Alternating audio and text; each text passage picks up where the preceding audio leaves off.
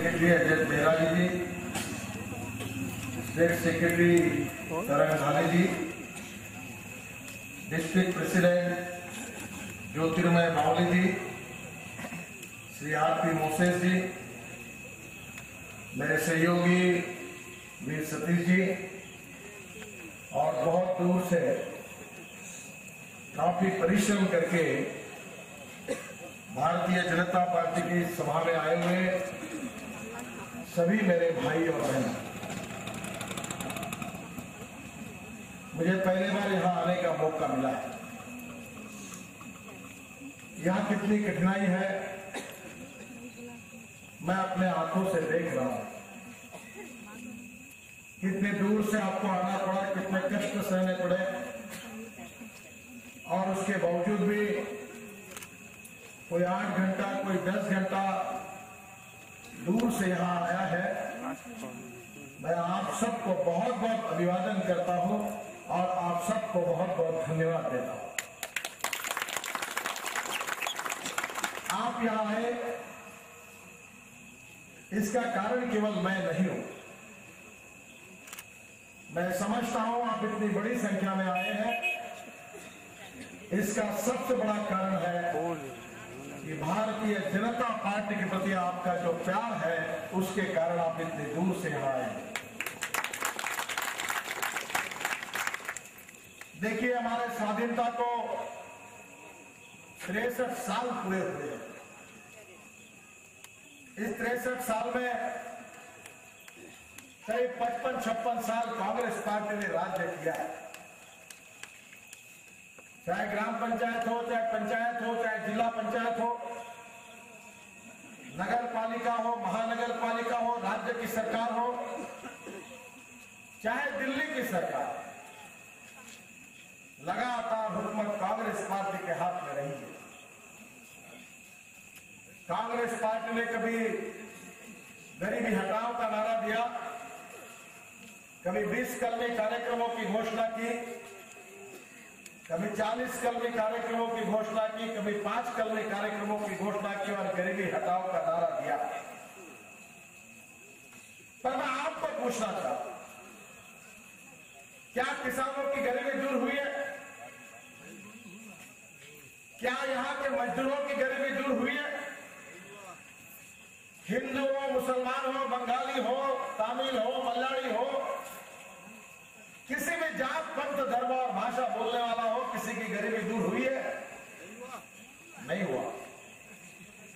पर कुछ लोगों की गरीबी जरूर दूर हुई है। होगा भी नहीं। आम गरीब आदमी की गरीबी दूर नहीं हुई, पर कांग्रेस पार्टी के नेता और कार्यकर्ताओं की गरीबी दूर हो गई। वो मानो वाल बन गए, वो बड़े ताकतवर। नाम गरीबों का लिया गया और लक्ष्मी दर्शन कार्यक्रम कांग्रेस पार्टी के नेताओं मजदूरों में चला। बहनों और भाइयों, आज गांव गरीब मजदूर किसान की हालत बहुत खराब है। जाली जी बात कर रहे थे, हमारे देश में 10 लाख से ज्यादा किसानों ने आत्महत्या की है। युवा बेरोजगार है, अनेक गांवों में पीने के लिए पानी नहीं है, चलने के लिए रास्ता नहीं है। आम गरीब आदमी जी नहीं सकता, ऐसी हालत हमारी बनी हुई है। हमारे प्लानिंग कमीशन ने हमारे देश के आम गरीबों की स्थिति हालत कैसी है, इसके लिए कमेटी अपॉइंट की थी। तेंदुलकर कमेटी, सक्सेना कमेटी और सेन गुप्ता कमेटी, 3 कमेटियों ने इसका अध्ययन किया और जो रिपोर्ट आया है उसमें बताया गया है कि इस देश में 50% आबादी ऐसी है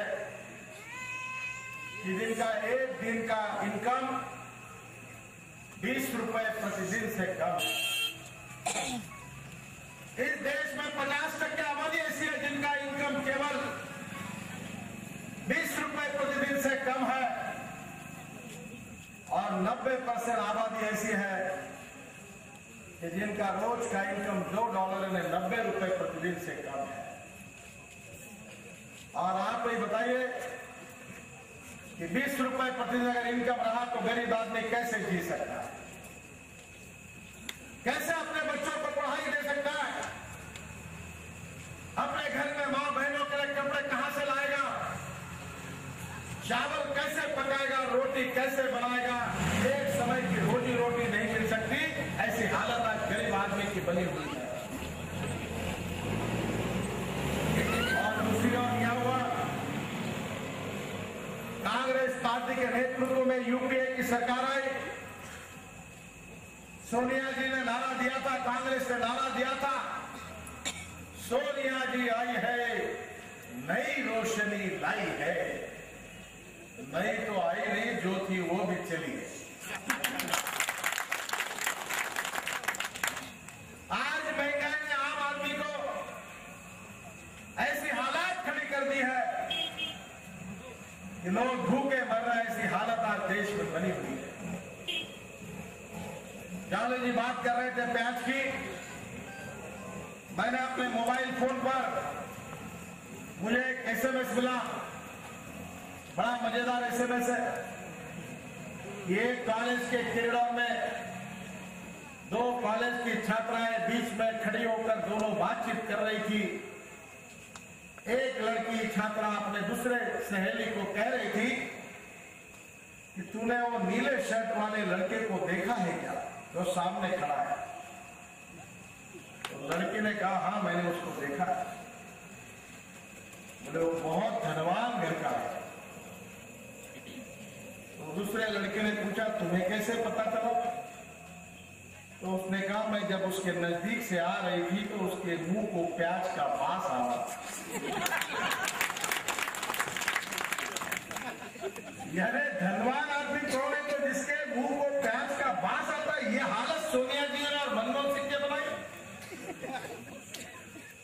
एक पिता अपने लड़की की ऊंचाई नहीं बढ़ रही थी तो डॉक्टर के पास गए और डॉक्टर को बताया, क्या करे डॉक्टर साहब, इसकी ऊंचाई नहीं बढ़ती, इसकी हाइट नहीं बढ़ती, कुछ उपाय बताइए।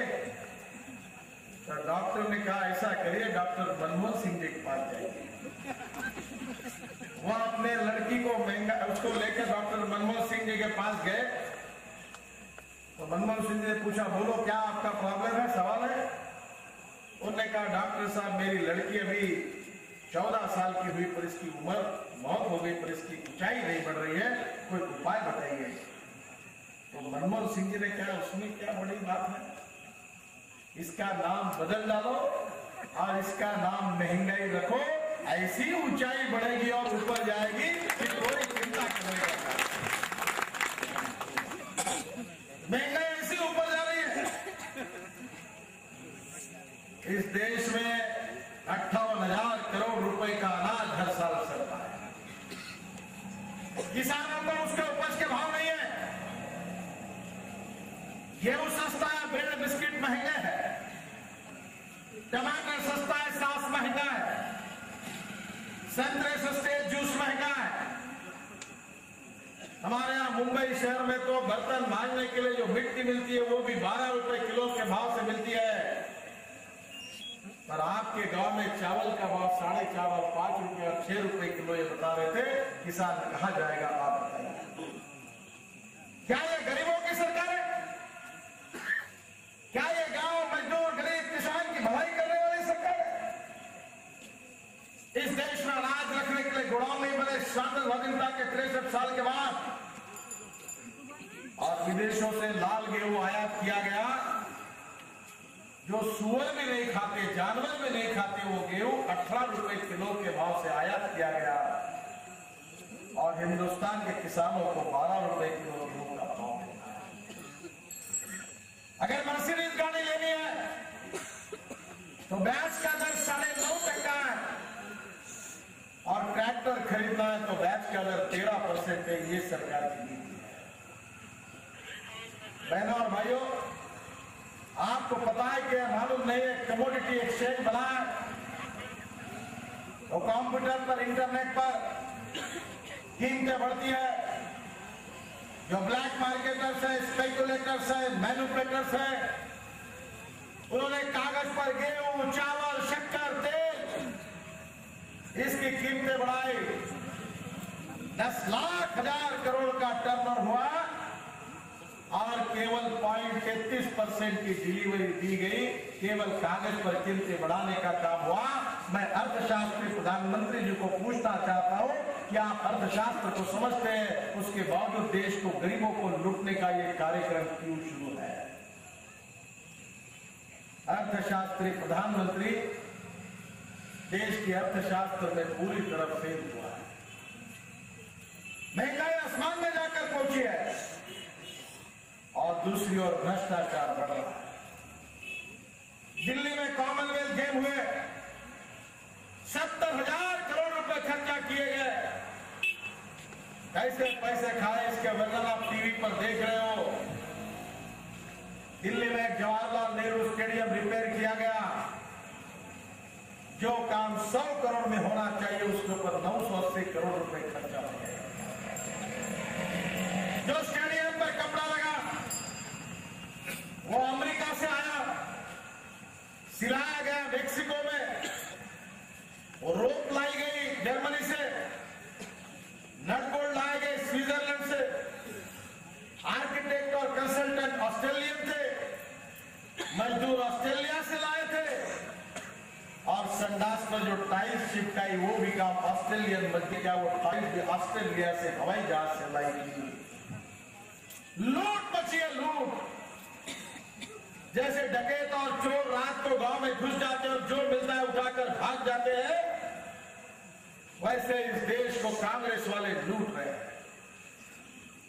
ये राजा, डीएम का राजा गया दिल्ली में, मैं कहता हूं राजा बजाएगा कांग्रेस का बाजा।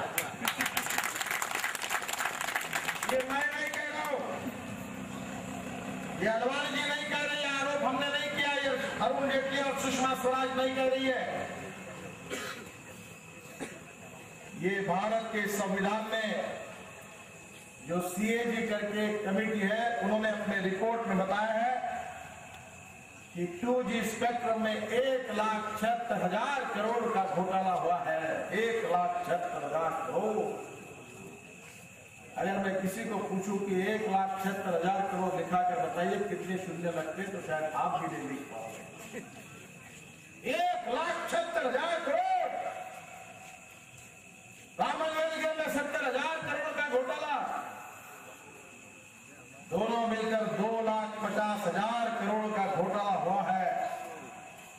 देश के जीडीपी का 3% इनकम कांग्रेस वाले खा गए, पूरे देश को लुटाया जा रहा है। उधर बोफोर्स